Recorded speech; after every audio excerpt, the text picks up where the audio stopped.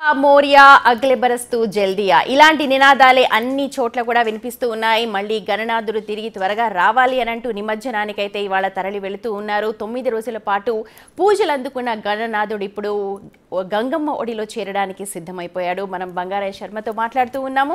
శర్మ గారు, ఒక్కసారి మనం బాలాపూర్ వెళ్దాము. బాలాపూర్లో కూడా మీకు తెలుసు ఎంత విశిష్టత ఉంటుందో, లడ్డు వేలం పాట, అక్కడ ఏం జరుగుతోంది అన్నది ఒకసారి చూద్దాం. ఓకే, ఇక గణేష్ లడ్డు వేలం మనందరికీ తెలుసు. బాలాపూర్ చాలా ఫేమస్ మనందరికీ. మరి కాసేపట్లోనే అక్కడ లడ్డు వేలం పాట స్టార్ట్ కాబోతోంది. అయితే ఈసారి బాలాపూర్ లడ్డు వేలం పాటలో 7 పాల్గొంటున్నట్టుగా మనకు సమాచారం ఉంటోంది. లడ్డు వేలం పాటలో పాల్గొంటున్న మర్రి రవికిరణ్ రెడ్డితో మా reporter Radhika face to face ఒకసారి చూద్దాం. ఈ రోజున బాలాపూర్ గణేష్ నిమజ్జనోత్సవానికి ముస్తాబవుతున్నారు. సో ఈ 9 రోజులు అంటే గణేష్ చతుర్దశి నుంచి కూడా ఈ రోజు వరకు ఇక్కడ పూజలు నిర్వహించినటువంటి పూజారి కోటేశ్వర్ శర్మ గారు మనతో పాటు ఉన్నారు. వారితో మాట్లాడదాము. నమస్తే అండి. నమస్కారం అండి. ఈ సంవత్సరం బాలాపూర్ గణేష్కి ఎటువంటి ప్రత్యేక పూజలు నిర్వహించారు? ప్రధానంగా బిగ్ టీవీ యాజమాన్యానికి, వీక్షకులకు, ప్రేక్షకులకు గణేశ సాగర శుభాకాంక్షలు అండి. ఎందుకంటే రాలేనటువంటి వారందరూ కూడా, మన బిగ్ టీవీ చూస్తున్న వారందరూ కూడా స్వామికి ఆశీస్సులు కలగాలని మనసారా కోరుకుందాం.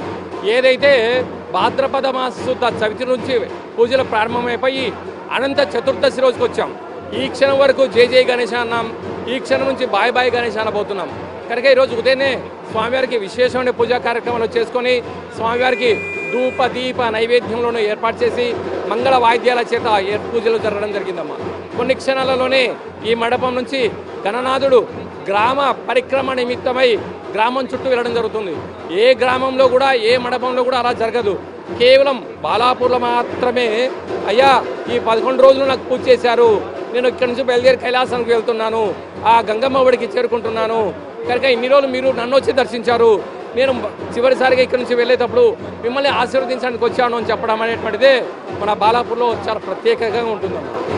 అంటే ప్రతి సంవత్సరం కూడా సార్ ఇక్కడ ఒక ఆలయ నమూనాలో, ఇండియాలో ఉన్నటువంటి ఒక ఆలయ నమూనాలో ఏర్పాటు చేస్తారు. ఈసారి స్వర్ణగిరి దేవాలయ నమూనాని ఎందుకు ఎంచుకున్నారు? అమ్మ, కారణం ఏమినగా 25వ సంవత్సరం 2025 5-2-7 అంటే 7 కొండలు, అలాగే స్వర్ణగిరి అనగానే ఈ సంవత్సరము ఎప్పుడూ లేని విధంగా బంగారు కూడా ₹1,00,000 మార్కు దాటినటువంటి సందర్భాలు కూడా ఉన్నాయి. కానీ ఇప్పుడేనే కాకుండా గత దశాబ్ద కాలం నుంచి కూడా ఒకసారి శ్రీశైలం మల్లేశ్వర స్వామి వారిలాగా, ఒకసారి అరుణాచల స్వామి వారిలాగా, గత సంవత్సరం అయోధ్య రామ మందిరం నిర్మాణం లాగా ఈ సంవత్సరము ఇలాగా స్వర్ణగిరి దేవాలయ నమూనాన్ని ఏర్పాటు చేయడం జరిగిందమ్మా. వెళ్ళలేని వారందరూ కూడా, ఎందుకంటే గణపతి నవరాత్రులలో అక్కడికి వెళ్ళలేని వారందరూ కూడా వచ్చి శ్రీమన్నారాయణను దర్శించుకొని, స్వామివారిని దర్శించుకొని అద్భుతమైన విజయాలు కూడా సాధించారమ్మా. రేపు గ్రహణం కదా శర్మ గారు, సో ఎటువంటి జాగ్రత్తలు తీసుకోవాలి? నిమజ్జనం ఈ రోజు చేయలేని వాళ్ళు ఎప్పుడు చేసుకోవాలి? రేపు చేసుకోవచ్చా? అమ్మ, 100కు 100% నిమజ్జనం చేసి తీరాల్సిందే. కారణం ఏమిటనగా చెర ప్రతిష్టలు అంటారు. స్థిర ప్రతిష్ట, చెర ప్రతిష్ట 2 రకాలు ఉంటాయి. స్థిరము అనగా దేవాలయాలు. కనుక దేవాలయాలు రాత్రిపూట 9:55 గ్రహణం ప్రారంభమవుతుంది, వేకుజాన 3:55 ఉంటుంది కనుక దేవాలయాలు ఎటువంటి పరిస్థితుల్లో కూడా ఆ ద్వారాలన్నీ కూడా క్లోజ్ చేయడం జరుగుతూ ఉంటుంది. కానీ ఈసారి చరప్రతిష్టలో ఉండబడిన వినాయకులందరూ కూడా మనకు ప్రభుత్వం కూడా ఒక బలమైన నిర్ణయం తీసుకొని 9వ రోజే అందరూ గణనాథులందరినీ కూడా సాగర తీరంపై పంపించడం జరిగింది. కనుక దయచేసి ఎవరు కూడా ఇల్లులో ఆ చరప్రతిష్ట విఘ్నేశ్వర ఉంచుకోవద్దని చెప్పి చిన్న విన్నపం కూడా అమ్మా. ప్రతి సంవత్సరం కూడా గణేష్ లడ్డు వేలం పాట అందరి దృష్టిని ఆకర్షిస్తే గణేశుడి విగ్రహం కూడా ఇక్కడ ఎంతో ప్రత్యేకతలతో ఉంటుంది. ఈ సంవత్సరం మీరు ఈ విగ్రహం కోసం ఎటువంటి సూచనలు చేశారు? అమ్మ, ఇక్కడ ఏమిటయ్యా అంటే ఒక్కొక్క సంవత్సరం ఒక్కొక్క రూపంలో, ఈ సంవత్సరం మనం చూసేదంటే ఆది పూజ్య మహాగణాధిపతి కనుక బాల్య స్వరూపంలో ఉండబడినటువంటి గణనాథుని ఆ రూపాన్ని ఏర్పాటు చేయడం జరిగింది. కనుక ఇక్కడ ప్రతి సంవత్సరము ఆ సెట్టింగ్ చేసేటువంటి సుధాకర్ రెడ్డి గారు ఒక్కొక్కరు ఒక్కొక్కసారి అయిపోయినటువంటి నమూనాను ఏర్పాటు చేయడము, భక్తుల్ని ఆశ్చర్యపరుస్తూ సంభ్రమాశ్చర్యం చెందుతూ మన మీడియా మిత్రుల్ని, వీక్షకుల్ని, ప్రేక్షకులు ఏం జరగబోతుందో అని చెప్పి వచ్చే సంవత్సరం క్యూరియాసిటీ కూడా ఇవ్వడం కూడా జరుగుతుందమ్మా. ఈ సంవత్సరం ఈ 11 రోజుల్లో ఎంతమంది భక్తులు స్వామివారి దర్శనానికి వచ్చారు? అమ్మ, ఈ సంవత్సరం చాలా వరకు ప్రతిరోజు ఒక 50,000 నుంచి 1,10,000 వరకు భక్తులు వచ్చి దర్శించుకున్నారు. శని ఆదివారంలో ఆ సంఖ్య 3 కూడా పెరిగింది. ఈ సంవత్సరం 20 నుంచి 23 లక్షల మంది భక్తులు దర్శించుకుంటారని చెప్పి విశ్వసనీయమైన పోలీసు వారి సమాచారం అమ్మ. థ్యాంక్ యూ శర్మ గారు. ఈ సంవత్సరం బాలాపూర్ గణేష్ విగ్రహంలో కూడా ఎంతో ప్రత్యేకతలతో మేము తయారు చేశామని చెప్తున్నారు శర్మ గారు. అలాగే ఈ 11 రోజుల పాటు కూడా ప్రత్యేకమైన పూజలు స్వామివారికి నిర్వహించామని చెప్తున్నారు. ఈ సంవత్సరం ఈ గణేష్ చతుర్దశి నుంచి ఇప్పటి వరకు కూడా 1,00,000 వరకు కూడా భక్తులు ఇక్కడ దర్శించుకున్నారని శర్మ గారు చెప్తున్నారు. అది బాల్య స్వరూపంలో స్వర్ణగిరి ప్రాకారంలో అక్కడ బాలాపూర్లో ప్రతిష్ఠించిన విగ్రహానికి సంబంధించిన డీటెయిల్స్ అలాగే పూజా కార్యక్రమాలకు సంబంధించి శర్మ గారు మాట్లాడారు. ఇక వేలం పాట మనం ఇందాక అనుకున్నాం కదా, వేలం పాట అక్కడ చాలా ఫేమస్. మరి లడ్డూ వేలం పాటలో పాల్గొంటున్న మరి రవికిరణ్ రెడ్డి ఏమంటున్నారో మా ప్రతినిధి రాధిక డీటెయిల్స్ అందిస్తారు. అందరూ ఎదురు చూస్తున్నారు. సో మరికొద్ది సేపట్లో వేలం పాట అయితే మొదలు కాబోతుంది. సో కొంతమంది ఆస్పిరెంట్స్ అంటే మొత్తం 7 ఈ సంవత్సరం వేలం పాటలో పాల్గొనబోతున్నారు. సో ఒక ఆస్పిరెంట్ మర్రి రవికిరణ్ రెడ్డి గారు మనతో పాటు ఉన్నారు, శ్రీ లక్ష్మీ వెంకటేశ్వర మైనింగ్స్ యజమాని. సో వారితో మాట్లాడదాము. నమస్తే అండి. నమస్తే మేడం. సో ఈ సంవత్సరం వేలం పాటలో మీకు లడ్డు దక్కుతుందని ఆశిస్తున్నారా? 100% వస్తుందని అనుకుంటున్నాం మేడం, దేవుని ఆశీస్సులతో. అంటే ఎందుకని లడ్డూని మీరు వేలం పాటలో దక్కించుకోవాలనుకుంటున్నారు? లాస్ట్ 15 years నుంచి అనుకుంటున్నాను మేడం యాక్చువల్గా పార్టిసిపేట్ చేయాలని. ఇప్పుడు కుదిరింది దేవుని దయ వల్ల. ఓకే. సో లాస్ట్ 15 years నుంచి మీరు పార్టిసిపేట్ చేయలేదు మేడం, చేయలేదు అనుకున్నాను, మనసులో అనుకున్నాను. ఈ సంవత్సరం వీలవుతుందని అనుకుంటున్నాను. సో ఈ సంవత్సరం మొదటిసారి పాల్గొంటున్నారు. సో మొత్తం 7 పాల్గొంటున్నారు మీతో పాటు. సో పోటీ ఏ విధంగా ఉండబోతుంది అనుకుంటున్నారు? పోటీ కాంపిటీషన్ చాలా ఎక్కువనే ఉంటుంది మేడం, అయినా వస్తుందని ఆశిస్తున్నాం మేడం దేవుని ఆశీస్సులతో. సో ఎన్ని లక్షల వరకు పలకొచ్చు ఈ సంవత్సరం అనుకుంటున్నారు?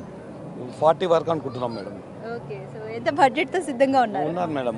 40 అయినా ఓకే. ఓకే. సో 40 lakhs తో ఒకవేళ లడ్డూని మీరు దక్కించుకుంటే ఏం చేస్తారు ఆ లడ్డూని?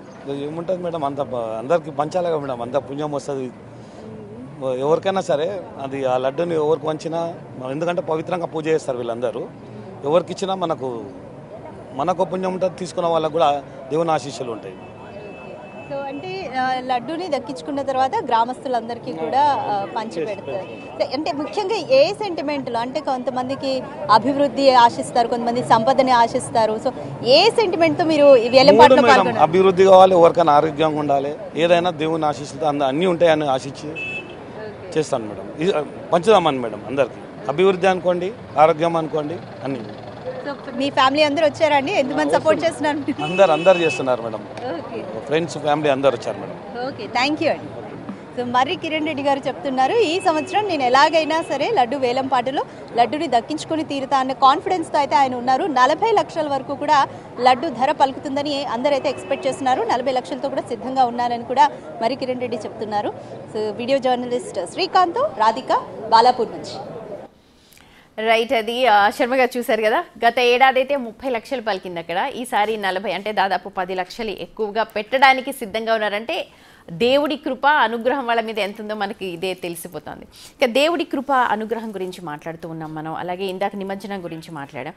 ఇవాళ అసలు ఫస్ట్గా మాట్లాడుకోవాల్సింది ఆయన విగ్రహానికి సంబంధించి మనం డీటెయిల్గా మాట్లాడుకుందాం ఒకసారి. మీరు ఎక్కడి నుంచి మొదలెడతారు?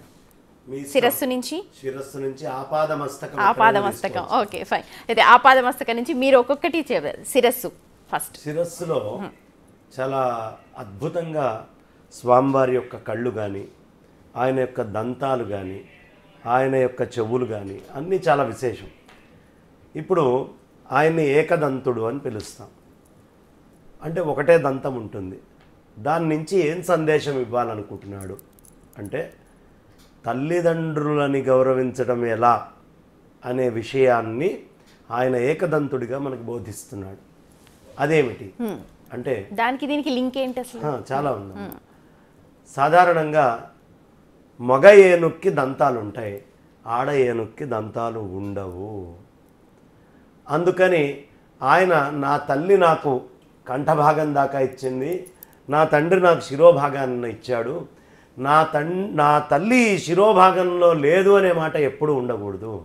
నేను తండ్రికి ఎంత ప్రాధాన్యత ఇస్తానో తల్లికి కూడా అంతే ప్రాధాన్యత ఇస్తాను అని ఒక దంతాన్ని ఆయన ఎప్పుడైతే తీసేశాడో, ఆ దంతము లేనిదంతా కూడా శక్తి స్వరూపము, దంతం ఉన్నదంతా కూడా ఆత్మస్వరూపము, పరమేశ్వర స్వరూపము. అంటే తల్లిదండ్రుల్ని అణువున మస్తిష్కంలో అన్ని చోట్ల ఉంచుకోండి అనే సందేశాన్ని పిల్లలకి ఆయన అద్భుతంగా అందిస్తున్నారు. అందుకనే తల్లిదండ్రుల్ని గౌరవించడం ఎలా అనేది గణపతి దగ్గర నుంచి నేర్చుకోవాలి. కుమారస్వామి అతి వేగంగా ఆయన విఘ్నాధిపత్యం కోసం నెమలి వాహనాన్ని ఎక్కి అన్ని నదుల్లో స్నానం చేయడానికి వెళ్తారు. కానీ గణపతి తల్లిదండ్రుల చుట్టే తిరుగుతాడు. కానీ ఎక్కడెక్కడ కుమారస్వామి వెళ్తున్నాడో అక్కడ ముందే గణపతి స్నానం చేసి వచ్చినట్టు కనిపిస్తున్నాడు. అరే నాయన, తల్లిదండ్రులను వదిలిపెట్టి వేగంగా విమానాల్లో అమెరికాలకి, ఆస్ట్రేలియాలకి, ఆఫ్రికాలకి, జర్మనీలకి, కెనడాలకి వెళ్ళటం కాదు. మీరు ఎక్కడ ఉన్నా తల్లిదండ్రుల చుట్టూ తిరిగితే ఈ సృష్టి అంతా తిరిగినట్టే. ఈ విషయం గుర్తుంచుకోండి. వాళ్ళను వదిలిపెట్టి నువ్వు గడిపే కథ అంతా కూడా వృధా అయినటువంటి కథే అవుతుంది అనే సందేశాన్ని గణపతి చాలా అద్భుతంగా మనకు అందిస్తున్నాడు. కాబట్టి కొడుకులలో వేగిరపడి బయటికి ఎక్కడికో వెళ్ళిన కొడుకు కంటే తల్లిదండ్రుల చుట్టూ తిరిగేటటువంటి కొడుకు విశ్వములో ఎక్కువగా ప్రకటితమవుతాడు. నువ్వు భోగాలు సంపాదించవచ్చు, భాగ్యాలు సంపాదించవచ్చు, కానీ తల్లిదండ్రులతోటి గడిపి వాళ్ళతో ఉండేటటువంటి సమయానికంటే గొప్పది ఏదీ కాదు అనే విషయాన్ని స్వామివారు అక్కడ ప్రత్యక్షంగా చూపిస్తూనే ఇక్కడ ఏకదంతంతో మనకి చూపిస్తారు.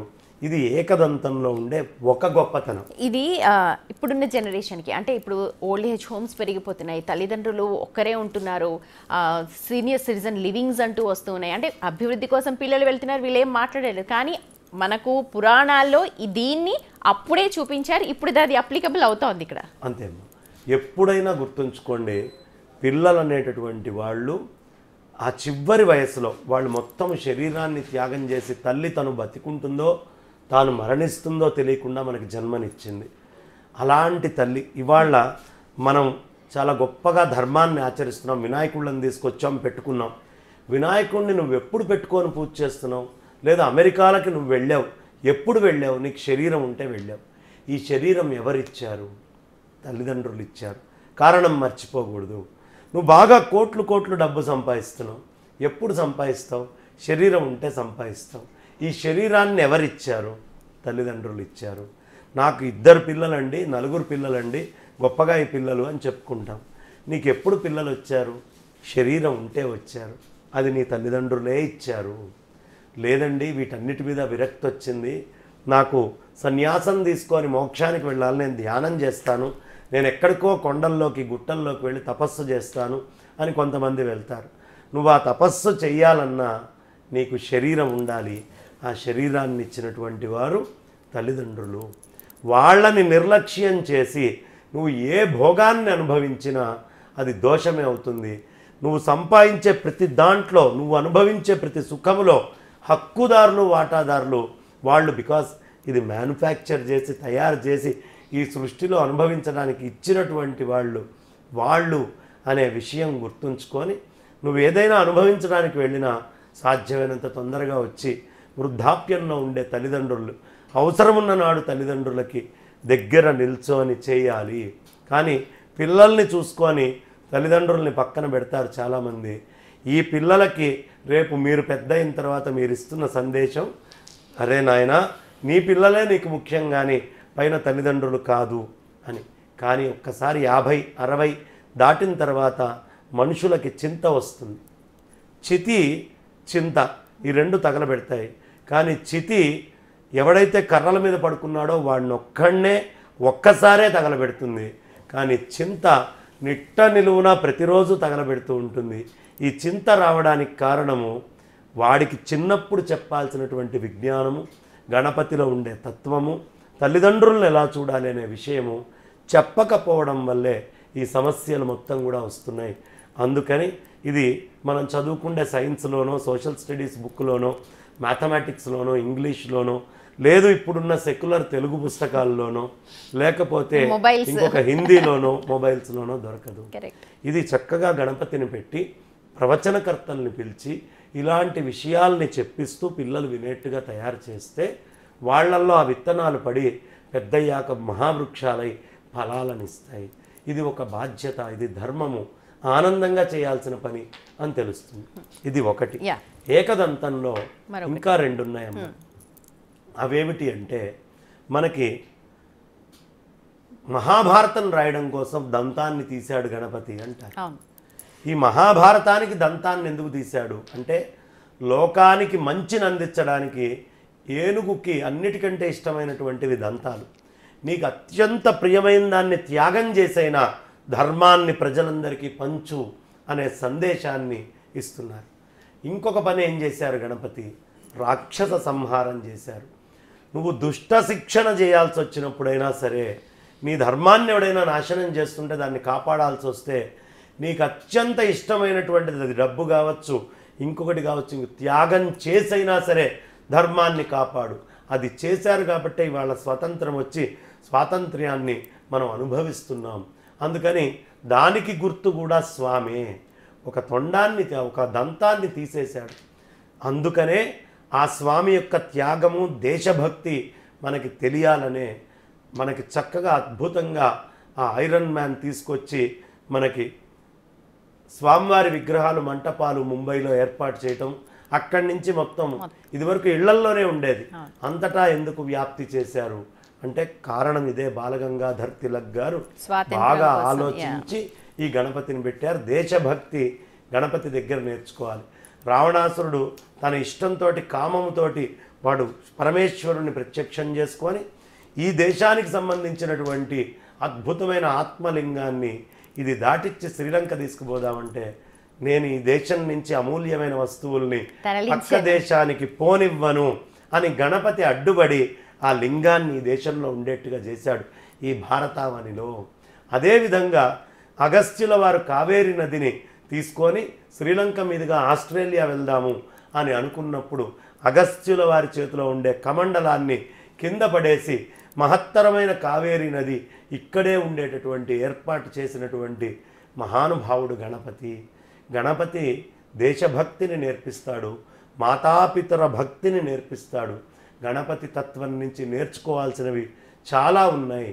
ఇంట్లో అమ్మని తిట్టి గుళ్ళోకి వెళ్ళి అమ్మ దగ్గర ఎన్ని నామాలు చెప్పినా ప్రయోజనం లేదు. ఇలాంటి విషయాలన్నీ కూడా గణపతి తత్వంలో, ఆయన ఏకదంతంలో మనకి అనేక విషయాలు తెలియపరుస్తూ ఉన్నాయి. ఇందాక మీరు తొండం గురించి కొంచెం చెప్పారు. అయితే తొండంకి సంబంధించి కూడా కుడివైపు ఉండాలి, ఎడమ వైపు ఉండాలి అని చెప్పి అంటూ ఉంటారు. దీనికి ఏమన్నా ఉంటుంది?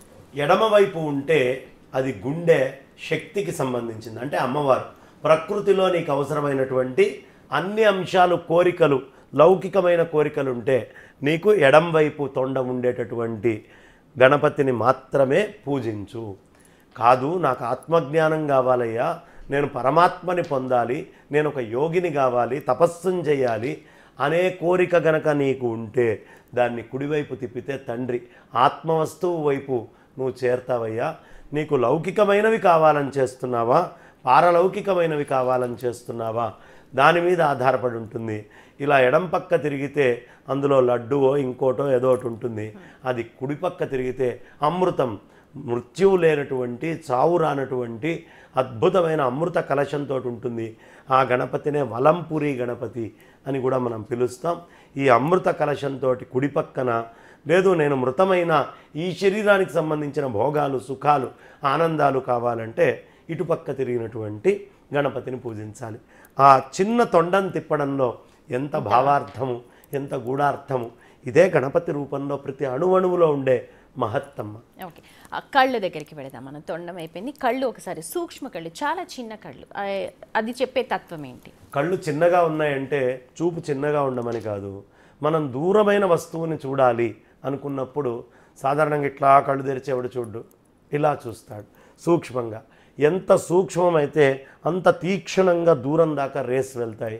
నాన్న ప్రపంచాన్ని ఇలా చూడటం గొప్ప విషయం కాదు, చాలా సూక్ష్మంగా దూరంగా పరికించాలి అనేటటువంటి తత్వాన్ని గణపతి ఆయన సూక్ష్మమైనటువంటి నేత్రాల ద్వారా మనకు అందిస్తున్నారు.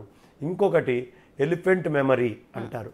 అదేమిటి అంటే ఏనుగు 10,000 మందిలో మనల్ని ఇప్పుడు చూసింది, 10 సంవత్సరాల తర్వాత మళ్ళీ ఆ ఏనుగు దగ్గరికి వెళ్తే ఓ 10 ఏళ్ల క్రితం వీడు వచ్చాడు కదా అని గుర్తిస్తుందట, గుర్తుపడుతుంది. అందుకే ఎలిఫెంట్ మెమరీ అని చెప్తారు. ఇందాక మనం చెప్పుకున్నాం ఏమిటి అంటే బుద్ధి సిద్ధి అనే మెమరీకి కారణభూతుడు గణపతి. అందుకనే ఈ మధ్య ఏదో నేను బ్రెయిన్ పవర్ యోగా అని కొత్తగా అంటే ఏం చేస్తున్నాడబ్బా ఫారెన్లో నేను ఆలోచిస్తే ఏం లేదు, కింద కూర్చొని పైకి లేవటమే. మనం గుంజీళ్ళు ఏవి తీసుకున్నామో ఆ గుంజీళ్ళకే ఆ పేరు పెట్టాడు. ఈ గుంజీళ్ళు పట్టుకొని ఇక్కడ ఉంటుంది దానికి అవసరమైన ప్రెషర్ పాయింట్. కాబట్టి కింద కూర్చొని నువ్వు లేస్తున్నావు. ఈ మూలాధారము అనే చక్రం ఏదైతే ఉందో అది భూమికి ఎంత దగ్గరికి వెళ్తే మైండ్లో నీ మెమరీ స్టాండర్డ్స్ అంత పెరుగుతాయి. అందుకని మోకాళ్ళల్లో ఎనర్జీని తీసుకొని నువ్వు నిల్చున్నవాడివి నిల్చున్నట్టు పృష్ఠభాగాన్ని భూమికి సన్నిహితంగా మళ్ళీ ఊర్ధ్వముఖంగా సన్నిహితంగా ఊర్ధ్వముఖంగా తీసుకెళ్తే నీ బుద్ధి ప్రచోదనం అవుతుంది, నీ మెమరీ చాలా పెరుగుతుంది. అది వాడెవడో చెప్పాడని ఇవాళ్ళు అంటున్నాం. కొన్ని వేల సంవత్సరాల నుంచి గణపతి దగ్గర మనకి చెప్పేటటువంటి ఈ యోగానే బ్రెయిన్ పవర్ యోగా. అందుకనే బుద్ధి అనేటటువంటి పదం అక్కడ వాడడం జరుగుతుంది.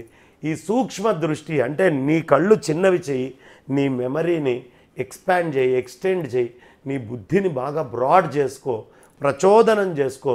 ధియో యోనక్ ప్రచోదయాత్ అని మనకి మంత్రం ఏది చెప్తారో ఆ ధియో యోనః ధీ శక్తిని ప్రచోదనం చెయ్యాలి. అంటే స్వామివారి యొక్క కంటిని చూసి స్వామివారిని చూసుకుంటూ ఒక్కసారి నువ్వు కింద కూర్చొని పైకి లేస్తే నీ ధీశక్తి ప్రచోదనం అవుతుంది. అందుకని ప్రత్యేకంగా మనకి ఈ కళ్ళు అనేటటువంటివి సూక్ష్మ దృష్టి. అలాగే చూసినటువంటి మనం తీక్షణంగా చూసినవి ఎక్కువ గుర్తుండిపోతాయి. తీక్షణంగా చూసేది ఏదైనా, ఎందుకంటే మన మెమరీకి ఈ రెండు కళ్ళ మధ్యలోకి సంబంధం ఉంది. అది ఎప్పుడైనా గుర్తుంచుకోండి, మనం మర్చిపోయినప్పుడు సాధారణంగా ఇక్కడ చేయబెడతాం ఏమిటి అని. ఎగ్జాక్ట్ ఈ రెండు కళ్ళ మధ్యలోనే మెమరీ పాయింట్ ఉంటుంది. అది మనం ఇట్లా సూక్ష్మంగా జాగ్రత్తగా తీక్షణంగా చూసినప్పుడు అది చాలా యాక్టివేట్ అయ్యి తద్వారా మెమరీ ఎక్కువ టైం ఉంటుంది. నీ మెమరీ ఎక్కువ ఉండాలి అంటే సూక్ష్మ దృష్టితోటి ప్రతిదాన్ని గ్రహించు, అప్పుడు నీకు మెమరీ ఎక్కువ ఉంటుంది అని చెప్తారు. సూక్ష్మ దృష్టికి కారణం అది గణపతి యొక్క నేత్ర వైభవము మహాత్మ్యం. అందుకనే మర్మశాస్త్రంలో కూడా జ్ఞాపక శక్తి తక్కువ ఉన్నవాడు ఇలా ఇలా ఇలా అనుకుంటే మాత్రం వాడి జ్ఞాపక శక్తి చాలా అభివృద్ధి చెందుతుంది. ఓకే, ఇందాక మీరు అన్నట్టు చాలా మందికి వినాయకుడి దగ్గర గుంజీలు తీ అంటారు, కానీ ఎందుకు తీయాలి ఏంటి అన్నది చాలా మందికి తెలియకపోవచ్చు. అసలు ఇప్పుడున్న జనరేషన్కి అయితే అసలే తెలియదు అనుకోండి. ఇక మనం చెవుల గురించి మాట్లాడాలి. చాటంత చెవులు ఆయనవి, దానికి ఏంటి నిదర్శనం? స్వామివారి నామాల్లో షోడశ నామాల్లో సుముఖశ్చ ఏకతంతశ్చ కపిలో గజకర్ణక అంటారు. గజకర్ణము అంటే పెద్ద ఏనుగు లాంటి చెవులు. కానీ చెవులకి రెండు నామాలు ఇచ్చారమ్మ. రెండో నామము శూర్పకర్ణ అంటారు. శూర్పకర్ణ అంటే చాటల్లాంటి చెవులు అని అర్థం. ఈ చాటల్లాంటి చెవులు అని చెప్పడంలో ప్రధానమైనటువంటి అంతరార్థం ఏమిటి అంటే, ఈ పెద్ద చెవులు ఎవడు ఏది చెప్పినా విను, వినదగును ఎవ్వడు చెప్పినా, ఎవ్వడు ఏం చెప్పినా వినాలి, వినకుండా ఉండకూడదు. అందుకనే మనకి చెవులకి స్వామివారు ద్వారం పెట్టలేదు, ఒక డోర్ అనేది పెట్టలేదు. అది ఎమర్జెన్సీ. అందుకనే కళ్ళు కావాలంటే మూసేసుకోవచ్చు, ముక్కు కావాలంటే గాలి ఒక 10 సెకండ్లైనా బిగబట్టచ్చు, ఒక 30 సెకండ్లైనా బిగబట్టచ్చు. అదేవిధంగా నోరు మూసేసుకొని ఉండొచ్చు. ఇది పైన ఎప్పుడూ మూసే పెట్టాడు. ఇక మూత్రము మలము వీటిని విసర్జన చేసేటప్పుడు కూడా ఏదో రూపంలో మూసేయచ్చు. కానీ చెవులని మూసేస్తాను అనేవాడు ఎవడు లేడు, భగవంతుడు మూస్తే తప్ప. అందుకని ఈ చెవులు మనకేం చెప్తున్నాయి? రెండు విషయాలు చెప్తున్నాయి. ఒకటి గజకర్ణక, ఎవడు ఏది చెప్పినా నువ్వు వినాలి. అదేవిధంగా శూర్పకర్ణ, చాటల్లాంటి చెవులు అన్నారు. చెప్పేదంతా విని ఊరికినే వెళ్ళిపోకయ్యా. చాట ఏం చేస్తుంది? చాట లోపల మీరు ధాన్యం వేస్తే ఇలా చెరిగితే పొట్టంతా బయటపడుతుంది, అవసరమైన ద్రవ్యం లోపల ఉంటుంది. గణపతి మనకేం చెప్తున్నాడంటే, అరే ఎవడేది చెప్పినా విను, అనవసరంగా లేనిపోని అల్ఫా సిగ్మా రోగాలు తెచ్చుకోకు, నేను పక్కవాడిది వినను అనకు. విని నీకు ఏది అవసరమో అక్కడి దాకా తీసుకొని అనవసరమైంది అక్కడే వదిలిపెట్టడం నేర్చుకో అనే విషయాన్ని ఆయన చెవుల ద్వారా మనకి బోధ చేస్తున్నారు. ఇది సాధారణంగా ఎక్కువ ఐఏఎస్లు వినాలి, ఎందుకంటే వాళ్ళకి వినడం అనేది తక్కువ ఉంటుంది అని మన రీసెర్చ్లు చెప్తాయి. బాగా మంచి పొజిషన్లో ఉన్నవాళ్ళు కింద ఎవడైనా చెప్తే వినరు, నాకు అన్నీ తెలుసు అనుకుంటూ ఉంటారు. అలా అనుకోకు నాయన, గణపతినైనటువంటి నేనే శూర్పకర్ణ గజకర్ణ అంటున్నప్పుడు నువ్వెంత. ఎవడైనా మంచి మాట చెప్తున్నప్పుడు విని నీకు అవసరమైంది గ్రహించి దాన్ని ఎలా చేయాలో తెలుసుకో, అభివృద్ధిలోకి వస్తావు అనే విషయాన్ని ఇప్పుడు ఉండేటటువంటి వినను అనే లక్షణం ఉన్న వాళ్ళకి చెప్తున్నాను. ఇంకా మంచి విషయాలు తెలుసుకుంటాం మీ నుంచి ఒక బ్రేక్ తర్వాత అండి. ఇప్పుడు ఒక బ్రేక్ తీసుకొని